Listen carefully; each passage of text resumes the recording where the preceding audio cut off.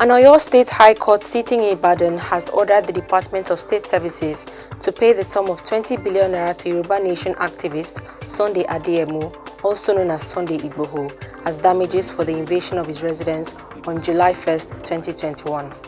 Hi, welcome to What's Happening. These are the top 10 stories now. At number 10, governors of states in southern Nigeria have backed Rivers State Governor Nyesom Wike and Lagos State Governor Babajide Sanwo-Olu, acknowledging the power of the states to collect value-added tax. The governor's acknowledgement was contained in a communique issued by Ondo State Governor Rotimi Akeredolu after the meeting of the Southern Governors Forum in Enugu on Thursday. The governors argued that the collection of VAT falls within the powers of the states.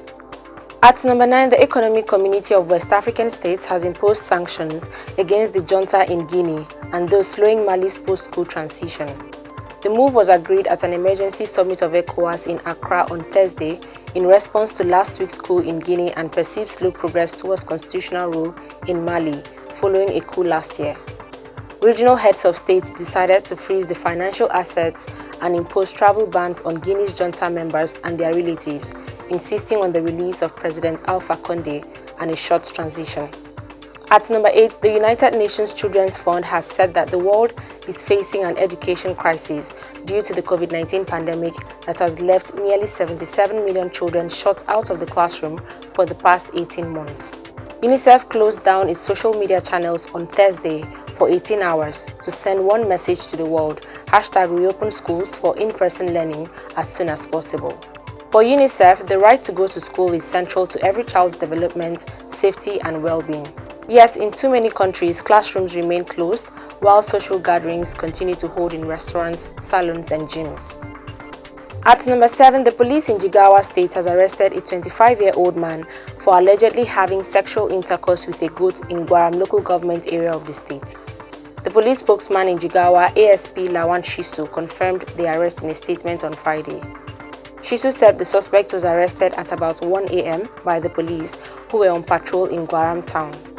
The spokesman added that investigation into the case was ongoing, after which the suspect would be charged to court. Bestiality is a crime in Nigeria. It is punishable by a jail term of up to 14 years, according to Section 214 of the Criminal Code Act. At number 6, the Inspector General of Police, Usman Alkali Baba, says worsening insecurity and the country's sluggish justice system has led to prison congestion. Usman listed factors encouraging prison congestion to include an increase in crime, effects of social dislocation, and an overburdened criminal justice system. Similarly, the Archbishop of Lagos, Alfred Adewale Martins, asserted that the systematic issue contributed to the overpopulation of inmates in correctional centers. Adewale Martins described the rehabilitation conditions in Nigeria's prison facilities as inhuman. At number 5, the chairman of the Economic and Financial Crimes Commission, Abdul Rashid Bawa, has said that he cannot publicly mention those financing Boko Haram and other terrorism acts in Nigeria, and that Nigerians will know the identities of the financiers at the right time. Bawa said this when he featured on Channels Television's Politics Today Current Affairs program on Thursday. Recall that earlier on Thursday, Bawa collapsed during an official function at the Aso Rock. Earlier in the week, authorities of the United Arab Emirates listed 6 Nigerians among those funding terrorism. When asked about those funding terrorism in Nigeria, Bawa said he cannot discuss a sensitive national security issue on national television.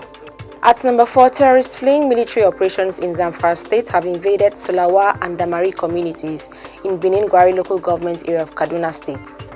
Sources confirmed to newsmen that the gunmen on motorcycles suspected to be members of the Ansaru terrorist organization arrived in the two communities in their hundreds and later hoisted flags in Damari and Solawa villages. A youth leader from Dongondawa town of Benin Gwari said some residents of Damari had been sneaking out and relocating to Zaria for safety, while others had relocated to their families while the men remained in the community to farm. At number 3, the Chief of Army Staff, Lieutenant General Farouk Yahya, has said that barrack commanders will be held responsible for bandit attacks on military facilities. Yahya said this during the closing ceremony of the Chief of Army Staff conference. The Army Chief urged the commanders to ensure that troops maintain a state of constant alertness and vigilance at all times to avoid any surprise attack by the adversary. According to him, no laid-back attitude on the part of commanders would be tolerated. Therefore, commanders at all levels must provide quality and good leadership while imbibing the core values of the Nigerian army.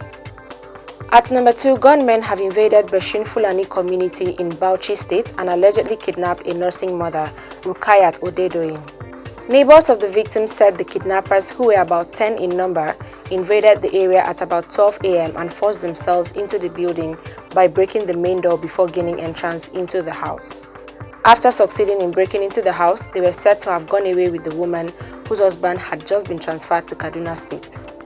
At number 1, an Oyo State High Court sitting in Ibadan has ordered the Department of State Services to pay the sum of 20 billion naira to Yoruba Nation activist Sunday Adeyemo, also known as Sunday Igboho, as damages for the invasion of his residence on July 1, 2021.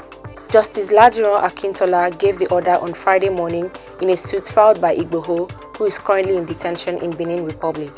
Akintola also dismissed an application challenging its jurisdiction for hearing the suit.